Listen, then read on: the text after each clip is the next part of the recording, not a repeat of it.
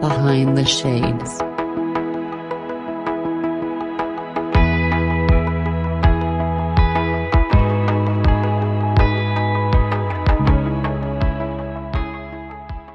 BDSM as in like whips and chains?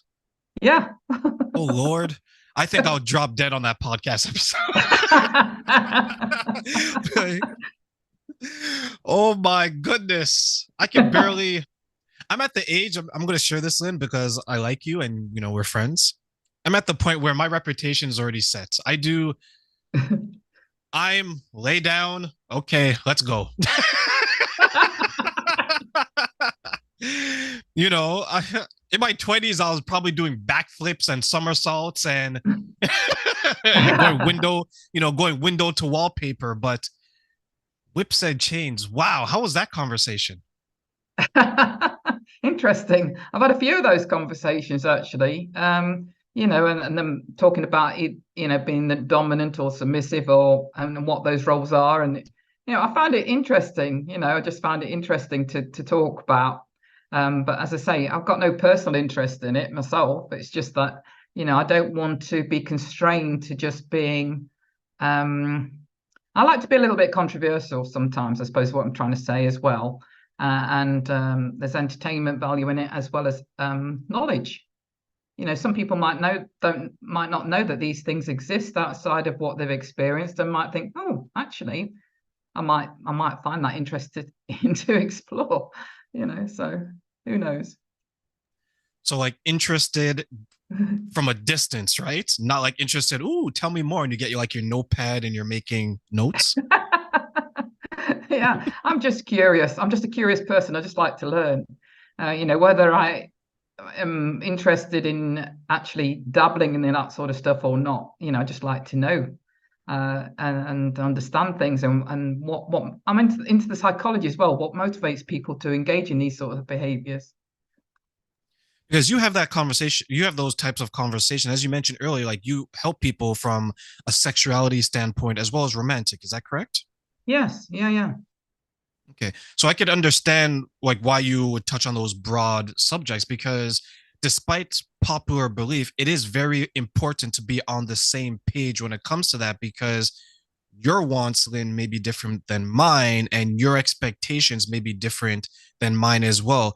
How do you help people have those types of conversations to make sure that they're, for the most part, on the same page when it comes to the interactions in a relationship?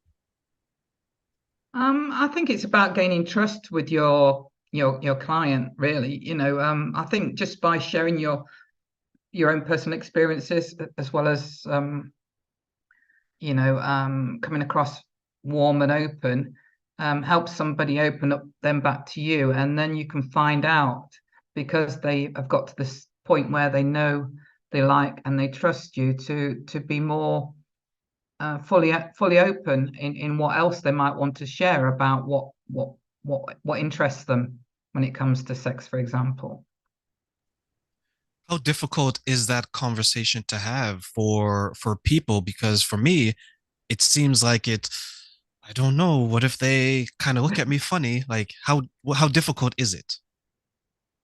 I don't suppose it is difficult because for me, it might be a little bit more. I don't know. Maybe it is, or maybe it isn't, or maybe that's just your perception. But I think for me, because I'm a woman and I'm usually speaking to another woman, there's no suggestion that there could be any ulterior motive as to why I'm asking them a question that might, provoke uh, an uncomfortable answer or something that they think is quite private and, sexually explicit, for example.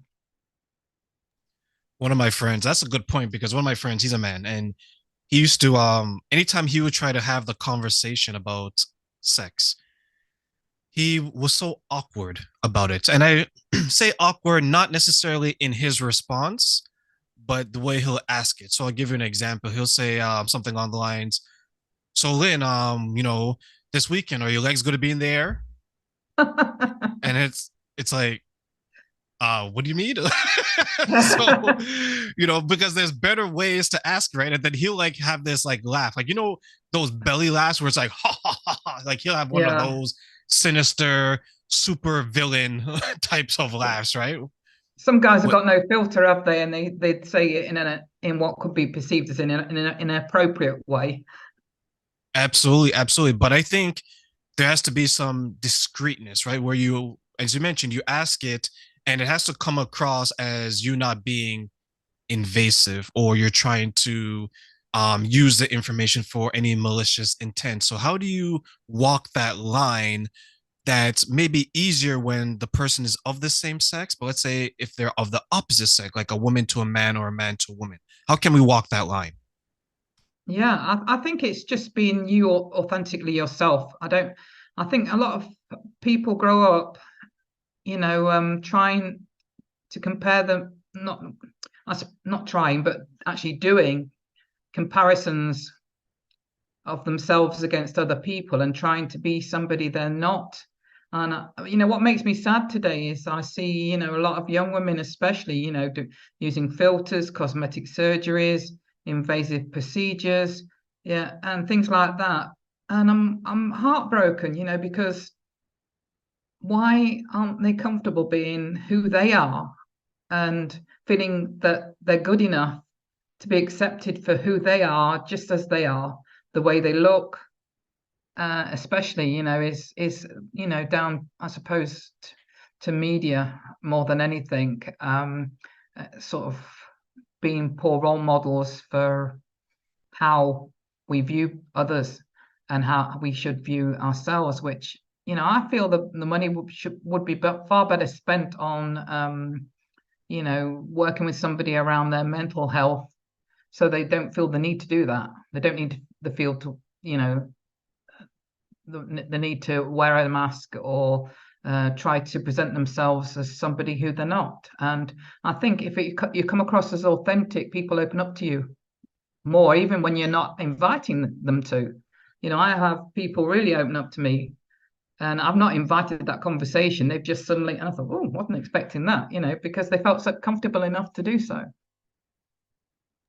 Some of the biggest forms of insecurities are what you just mentioned, right? And they may impact men and women differently. So, for example, appearance, looks, maybe impacting women more so than men. Money and career may impact men more so than women. Weight is another one that's big. So I can see why people will present themselves online in a way that is different than reality because the online world, you can be in many cases anything you want, right? I can get on this microphone, Lennon, and I can say that I am better looking than Brad Pitt. I have more money than Brad Pitt, You right? are. And I Obviously. am absolutely right.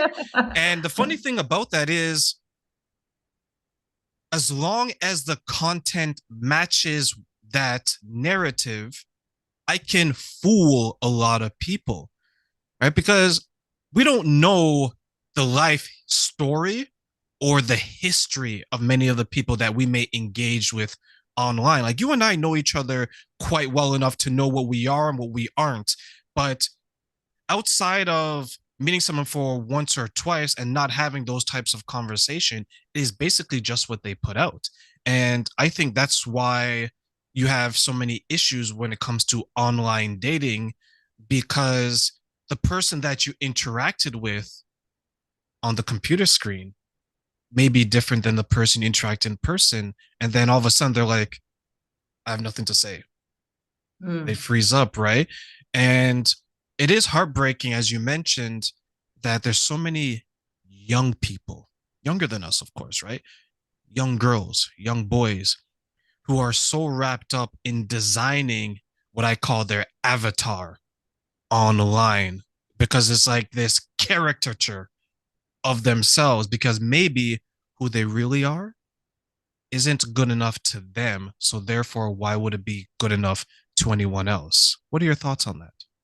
Yeah, I feel it's so sad, like you just mentioned that for the majority of people, we grow up thinking we're not enough, we're not worthy, and if we're not enough, and we don't, and if we're not conscious that we are not loving ourselves, but I think that the root of it is that we're not, and then why would other people? and that's the energy we're putting out. We're putting out the energy of I don't feel enough, I don't feel worthy, I don't love myself, and then that's what they're attracting into their lives, that gets reinforced, because it comes back to the inner work. It comes back to, what energy are you exuding? It's not outside of you that, and in terms of people, that if you look at people as mirrors, for what energy you're putting out there, you'll probably realize that you need to do some inner work on yourself and show yourself the love that you want.